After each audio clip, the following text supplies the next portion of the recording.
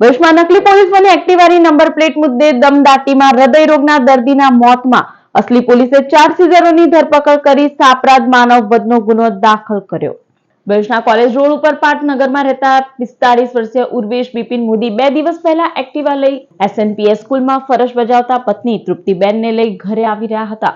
તેઓ હાલ દહેજની કંપનીમાં કોન્ટ્રાક્ટમાં નોકરી કરતા હતા અને પહેલા ઝોમેટોમાં હતા।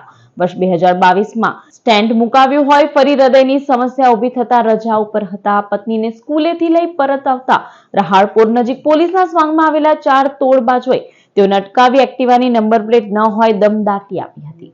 હૃદય રોગના દર્દી હોય ગભરાઈને એક્ટિવા પર જ ઢળી પડ્યા હતા। જેનું મોત થતા પત્નીએ એ ડિવિઝન પોલીસ મથકે આપેલી ફરિયાદના આધારે નકલી પોલીસ બની ઉઘરાણું કરવા આવેલી ટોળકીઓ સામે ગુનો દાખલ કરાયો હતો।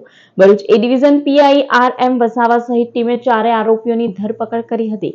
આરોપીઓમાં યોગેશ સંતોષ બેલેરાવ સીઝર તરીકે કામ કરતો હતો, જેની સાથે તેના જ માણસો સંજુ રામધ્યાન વસાવા, પ્રિતેશ ભરત રાણા અને ભાવેશ વસાવા ગાડીઓ સીઝ કરવાનું કામ કરતા હતા।